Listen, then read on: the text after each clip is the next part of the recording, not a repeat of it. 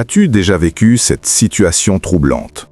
Tu es tranquillement installé chez toi, dans la sécurité de ton foyer, et soudain, sans aucune explication logique, un animal surgit de nulle part. Cela peut être un chat qui vient gratter à ta porte avec insistance alors que tu n'en as pas, une grenouille qui apparaît au milieu de ton salon après une pluie, ou pire, un serpent qui glisse silencieusement sur le carrelage. La réaction de la majorité des gens, aveuglés par le rythme effréné et le matérialisme de notre époque moderne, est de chasser ces créatures d'un revers de la main. Ils se disent « c'est le hasard, c'est la nature, la porte était ouverte ». Mais toi qui m'écoutes aujourd'hui, toi qui cherches à comprendre les subtilités de ta religion, tu ne dois pas tomber dans ce piège de l'insouciance. En islam, et dans la profondeur du tasawwuf, la spiritualité, le mot « hasard » est un mot vide de sens. Il n'existe pas. Ta maison n'est pas seulement un assemblage de briques, de béton et de meubles, c'est un territoire spirituel, un champ magnétique vivant qui vibre et résonne selon l'état de ton âme. Allah, subhanahu wa ta'ala, nous révèle une vérité fondamentale dans la sourate Al-An'am, verset 38. Nulle bête marchant sur terre, nul oiseau volant de ses ailes, qui ne soit comme vous en communauté. Médite sur ce mot, Umam, communauté. Ces animaux ne sont pas des objets, ce sont des nations, comme nous. Ils ont leurs lois, leur langage, leur conscience, et surtout, ils ont une mission. Ils répondent à un décret divin, le qadar. Lorsqu'ils forcent l'entrée de ton intimité, ils ne le font pas par erreur. Ils portent sur leur dos une lettre invisible, un code secret envoyé par le Seigneur des mondes que tu dois déchiffrer. Est-ce une immense bénédiction qui arrive vers toi, ou est-ce un avertissement terrifiant qu'un danger occulte, comme la sorcellerie ou le mauvais œil, est en train de cerner ta famille? Aujourd'hui, nous allons prendre le temps. Nous allons déchirer le voile de l'insouciance, ce que l'on appelle la ghafla. Nous allons analyser ces visiteurs mystérieux, non pas avec l'œil du biologiste, mais avec l'œil du croyant, à travers les mystères coraniques, les récits prophétiques authentiques et la sagesse des savants de l'invisible, Ilm al-Ghaib. Mais avant de plonger dans ces secrets, prends un court instant maintenant. C'est important pour nous de savoir qui nous écoute. Dis-moi dans les commentaires de quelle ville ou de quel pays tu regardes cette vidéo. Je suis toujours fasciné de voir jusqu'où la lumière de ces rappels se propage à travers le monde. Aussi, les statistiques montrent que beaucoup d'entre vous regardent nos vidéos chaque semaine pour transformer leur vision du monde spirituel sans être encore abonnés. Si tu veux comprendre les signes d'Allah autour de toi et ne plus jamais regarder le monde de la même façon, abonne-toi dès maintenant et active la cloche. Laisse ton like si tu crois fermement que rien n'arrive sans sagesse divine et surtout, installe-toi confortablement et reste jusqu'à la toute fin. Car l'animal que tu as vu hier est peut-être dans cette liste et l'explication que tu vas entendre pourrait sauver la paix de ton foyer. Rien n'est hasard. Les signes d'Allah sont tissés dans la création. L'éveil spirituel commence quand tu comprends que même la plus petite créature participe au dhikr, la louange continue d'Allah. Comme le dit le Coran dans la sourate Al-Isra, il n'y a rien qui ne le glorifie par sa louange, mais vous ne comprenez pas la façon dont il le glorifie. Ainsi, quand un animal pénètre ton espace sacré, n'y vois pas une intrusion, mais une visite symbolique. La connaissance occulte licite en islam enseigne que chaque espèce est associée à une vibration spirituelle particulière. Certaines portent la lumière divine, Al-Nour, d'autres révèlent les ombres et les ténèbres, Al-Dumat. Ce ne sont pas les animaux qui choisissent leur demeure, mais ce sont les demeures, par l'énergie qu'elles dégagent, qui les appellent. Explorons maintenant ces 8 visiteurs mystérieux, un par un, en profondeur. Numéro 1, le serpent, Al-Tulban. Commençons par le signe le plus redouté, celui qui fait geler le sang dans les veines. Le serpent n'est pas un animal comme les autres. Dans la tradition prophétique et la connaissance du monde invisible, c'est la créature qui possède le lien le plus étroit et le plus mystérieux avec le monde des djinns, Al-Jinn. Pour comprendre la gravité de sa présence, il faut écouter ce récit authentique rapporté par l'imam Muslim. Il est raconté qu'un jeune homme, tout juste marié, vivait à Médine. Lors de la bataille du Fossé, il demanda la permission au prophète de rentrer chez lui. En arrivant, il trouva sa femme debout à la porte, il fut pris de jalousie et voulut la frapper avec sa lance, mais elle lui dit « Rentre et regarde ce qui m'a fait sortir ». Il entra et trouva un énorme serpent enroulé sur son lit. Le jeune homme, pris de colère, transperça le serpent avec sa lance. Mais au moment où le serpent mourait, le jeune homme tomba mort instantanément. On ne sait pas qui est mort en premier, le serpent ou l'homme. Le prophète, alayhi salatu wa salam, en apprenant cela, révéla une vérité cachée du monde invisible. Il dit « Il y a à Médine des djinns qui ont embrassé l'islam. Si vous voyez l'un d'eux, en forme de serpent, avertissez-le 3 fois. S'il apparaît après cela, tuez-le, car c'est un diable, shaitan. » Ce hadith nous prouve une réalité terrifiante. Le serpent que tu vois dans ton salon ou ta chambre n'est peut-être pas un animal biologique, mais un hamar, al-awamir, un djinn résident qui a pris cette forme pour se matérialiser. Si un serpent s'introduit chez toi, c'est une alerte rouge absolue. Cela signale qu'il y a une brèche béante dans ta protection spirituelle. Premièrement, cela peut être un signe évident de sorcellerie, sihr. Rappelle-toi l'histoire de Moussa, alayhi salam, face aux magiciens de Pharaon. La magie utilise souvent la forme des serpents pour effrayer et dominer. Si tu trouves un serpent, surtout s'il est de couleur noire ou s'il a une forme inhabituelle, vérifie immédiatement si un sort ou un objet suspect n'a pas été déposé près de ton seuil ou dans ton jardin. Deuxièmement, cela peut être le signe d'une jalousie intense et destructrice, hasad, qui s'est transformée en entité nuisible pour attaquer l'harmonie de ton couple. Troisièmement, le serpent rampe au sol. Il est lié à la terre et à la poussière. Il symbolise les passions basses et le nafs, l'ego, qui étouffe le cœur. Il est là pour te dire « Réveille-toi, il y a un poison caché dans ton environnement qu'il faut extraire avant qu'il ne morde ». Sa présence est un appel urgent et non négociable à reprendre la lecture de la sourate Al-Baqarah, sourate 285, tous les 3 jours pour brûler ces intrusions invisibles et chasser les démons. En numéro 2, nous avons le chat, Al-Kit. À l'opposé complet de la terreur du serpent, nous trouvons cet animal mystique que le prophète, sallallahu alayhi wa sallam, affectionnait particulièrement. Le chat occupe une place privilégiée et unique en islam. Il est le seul animal prédateur autorisé à entrer dans les mosquées, à monter sur le minbar et à circuler librement dans les maisons des croyants. Le messager d'Allah a dit à propos des chats « Ils ne sont pas impurs, najis, ils sont de ceux qui circulent parmi vous, al-tawafina ». Il est même rapporté dans la sunna que le prophète a fait ses ablutions avec l'eau dans laquelle un chat avait bu, montrant ainsi sa pureté rituelle. Mais au-delà de la jurisprudence, fiqh, il y a la dimension spirituelle fascinante. Les savants du monde invisible expliquent que les chats possèdent ce que l'on appelle la double vue. Ils perçoivent des dimensions et des spectres de lumière que l'œil humain ne peut pas voir. Ils sont sensibles à la présence des anges, al-malaïka, tout comme à celle des djinns.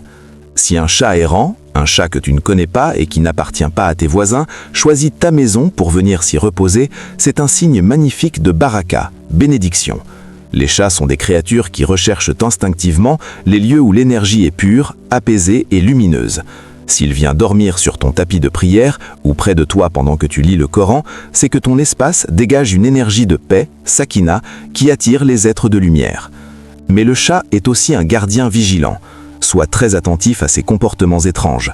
Si ton chat se fige soudainement et fixe un coin vide du mur ou du plafond avec une intensité effrayante, s'il se met à feuler ou à grogner contre l'invisible, ou s'il refuse catégoriquement d'entrer dans une chambre spécifique de la maison, ce n'est pas un caprice animal. Il est en train de voir quelque chose. Il voit peut-être un shaitan ou une énergie négative qui stagne à cet endroit précis. Il agit comme un radar spirituel pour te prévenir. Dans ce cas, ne le chasse pas, comprends son message et nettoie cette zone par le dhikr et l'eau coranisée. Accueille ce visiteur car le prophète, sallallahu alayhi wa sallam, nous a raconté l'histoire d'une femme entrée en enfer uniquement parce qu'elle avait séquestré un chat sans le nourrir. Le chat peut être une protection qu'Allah t'envoie contre des maux invisibles. En numéro 3, nous avons la grenouille, al-difda. Voici un signe que beaucoup de gens négligent, trouvent répugnant ou chassent sans réfléchir, alors qu'il est sacré. Savais-tu qu'il est formellement interdit de tuer une grenouille en islam ? Dans un hadith authentique, rapporté par l'imam al-Nasa'i, un médecin est venu voir le prophète pour lui demander s'il pouvait utiliser la grenouille dans la fabrication d'un remède. Le prophète lui a interdit de la tuer.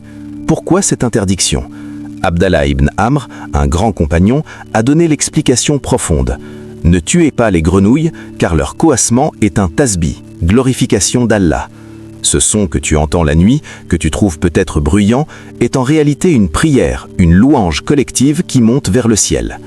L'apparition d'une grenouille ou d'un animal aquatique, comme un crapaud, près de ta maison, surtout après une pluie abondante, porte un message profond lié à l'élément de l'eau, Al-Ma. Dans le Coran, Allah dit, dans la sourate Al-Anbiya, « Et nous avons fait de l'eau toute chose vivante ». La grenouille est une créature amphibie. Elle vit entre deux mondes, la terre ferme et l'eau. Elle symbolise la vie du cœur et la résurrection spirituelle. Si elle apparaît sur ton seuil, c'est souvent un rappel divin concernant la purification. Pose-toi la question, ton cœur s'est-il asséché à cause de l'accumulation des péchés? Tes larmes de crainte d'Allah et de repentance sont-elles cessées de couler? Ce messager humide te rappelle l'importance cruciale des ablutions, wudu, mais pas n'importe quelles ablutions, celles faites avec conscience, et présence d'esprit, et non par automatisme rapide. Elle t'invite à laver ton cœur des rancunes et des haines, comme l'eau lave la terre aride. Quand tu entends la grenouille chanter le soir, rappelle-toi qu'elle fait le dhikr d'Allah pendant que les humains dorment. C'est un appel au réveil spirituel et à la revitalisation de ta foi. Passons maintenant au numéro 4, les oiseaux, at-tayr. Depuis l'aube de l'humanité, les oiseaux ont toujours été perçus comme des messagers, des ponts volants entre la terre et le ciel. Dans le Saint-Coran, l'oiseau joue un rôle central et sophistiqué dans l'histoire du prophète Sulayman alayhi as-salam. La huppe, El Oud-Oud, n'était pas un simple animal cherchant des graines, c'était un éclaireur militaire, un porteur de vérité qui a voyagé, observé le royaume de Saba et rapporté une nouvelle capitale au prophète concernant l'adoration du soleil. Cela nous prouve spirituellement que les oiseaux portent des nouvelles et qu'ils sont sensibles à l'état de la foi des gens, tawhid ou shirk. Si un oiseau au chant mélodieux, comme une colombe blanche, une tourterelle ou un petit moineau, entre par ta fenêtre ouverte, fait un tour dans ta pièce et ressort paisiblement sans peur, les savants de l'interprétation des signes y voient une bouchra, une bonne nouvelle. C'est le signe que les anges de la miséricorde et de la paix visitent ce lieu. C'est un appel au réveil spirituel et à la revitalisation de ta foi. Mais il y a le revers de la médaille. Attention à l'oiseau qui panique.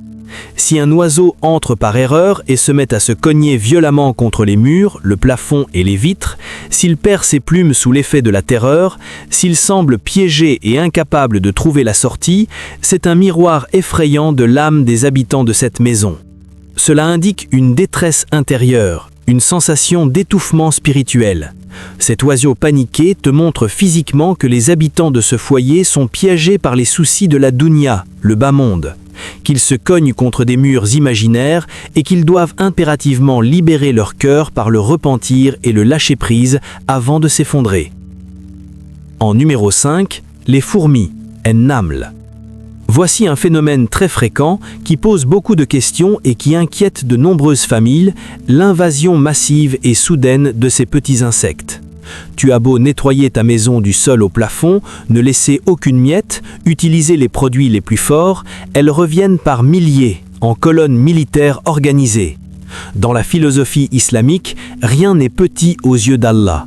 Il a consacré une sourate entière à cet insecte, la sourate 27, en-naml. La fourmi est un symbole de discipline, de travail acharné et de communauté solidaire. Cependant, lorsqu'elles envahissent une maison sans raison biologique, pas de sucre, pas de graisse, le grand savant Ibn al-Qayyim et d'autres érudits ont établi un lien spirituel subtil entre les fourmis et le mauvais œil, el-ayn, ou l'envie, el-hasad. Pourquoi ce lien ? L'explication est fascinante. L'énergie de la jalousie est décrite spirituellement comme une énergie de feu, une énergie chaude et piquante. Les fourmis, par leur nature, sont attirées par ces vibrations de chaleur et d'agitation. Leur multitude innombrable symbolise la multitude des pensées négatives, des paroles jalouses ou des regards envieux dirigés vers ta famille, la réussite de tes enfants ou tes biens matériels. Si tu vois des fourmis sortir des prises électriques, des fissures des murs ou envahir ta cuisine inexplicablement, ne te contente pas de l'insecticide chimique, car le problème est ailleurs. C'est un signal spirituel fort que ta maison brille d'une bénédiction que d'autres convoitent secrètement. C'est un appel à renforcer ta citadelle. Tu dois multiplier la récitation des 2 protectrices, Surat el-Falak et Surat en-Nas, el-Muhawizaten, matin et soir. C'est aussi un rappel de l'organisation. Peut-être que ta vie manque de structure et de discipline, et qu'il faut remettre de l'ordre dans tes priorités, tout comme la fourmilière est un modèle d'ordre divin. Numéro 6. L'araignée, el-Ankabut. L'araignée est un animal ambivalent et complexe en islam. D'un côté, nous avons l'image noble de l'araignée qui a protégé le prophète Sallallahu alayhi wa sallam et son compagnon Abu Bakr dans la grotte de Thor. En tissant sa toile à l'entrée de la grotte, elle a trompé les ennemis de la Mecque, prouvant que l'armée la plus faible d'Allah peut vaincre l'armée la plus forte des hommes.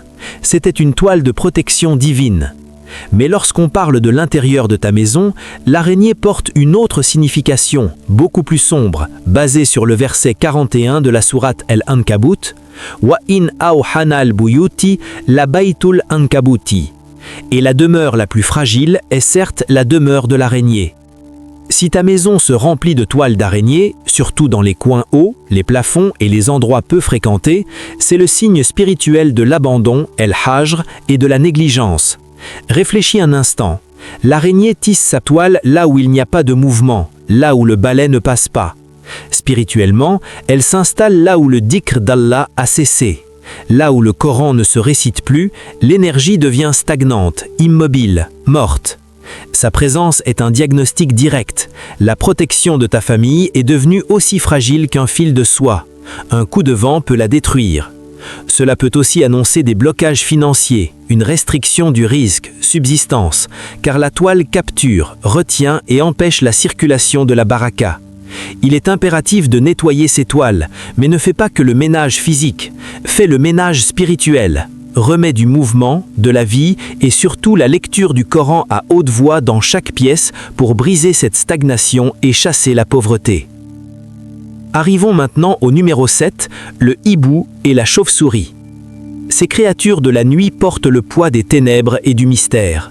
Dans le mysticisme et l'imaginaire collectif, le hibou, le boum et la chauve-souris, le koufash, sont associés aux lieux de khala, les lieux vides, les ruines, les endroits inhabités.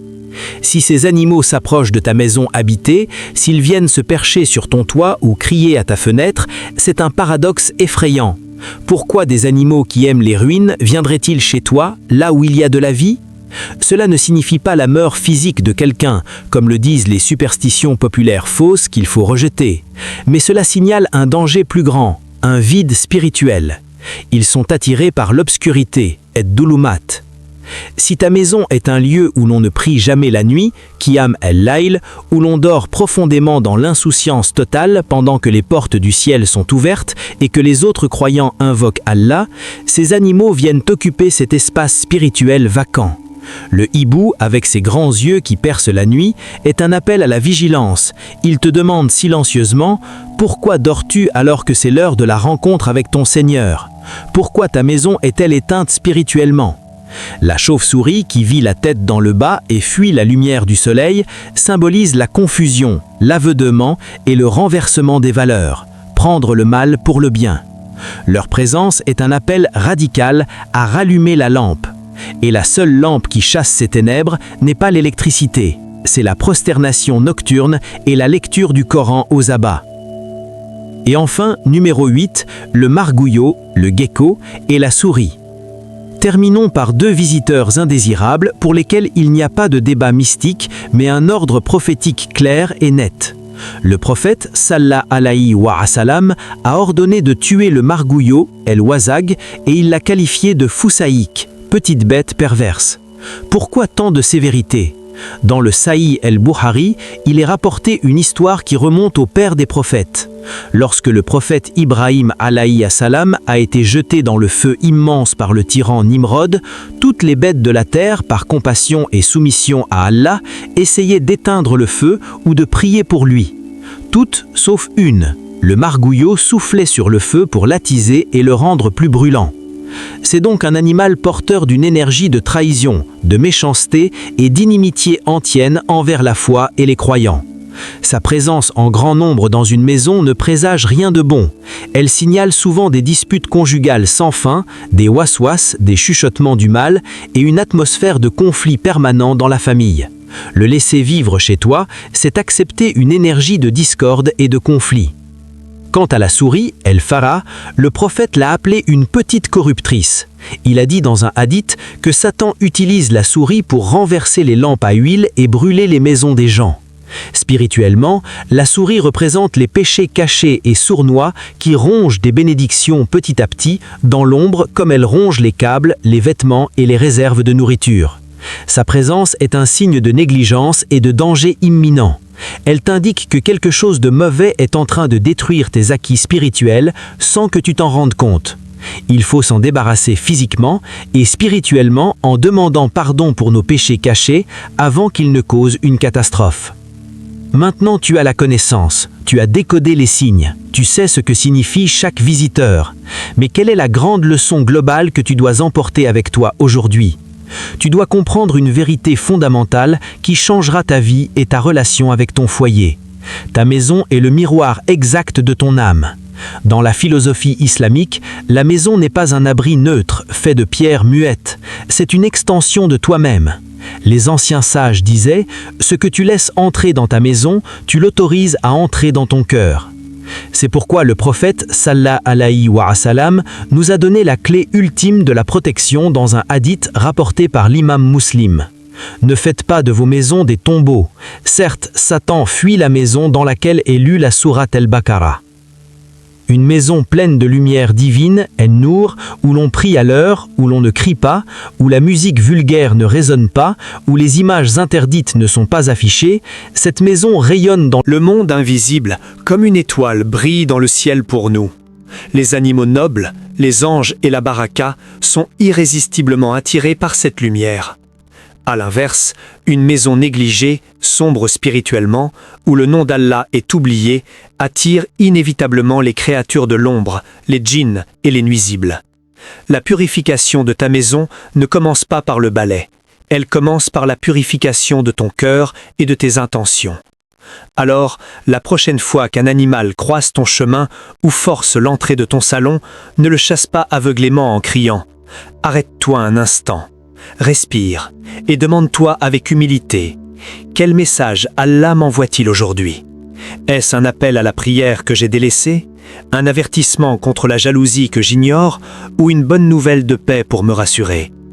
Et toi qui m'écoutes depuis le début, dis-moi sincèrement dans les commentaires, quel animal étrange est récemment apparu chez toi? Avec ce que tu viens d'apprendre, penses-tu maintenant que c'était un simple hasard ou un signe divin que tu n'avais pas compris sur le moment?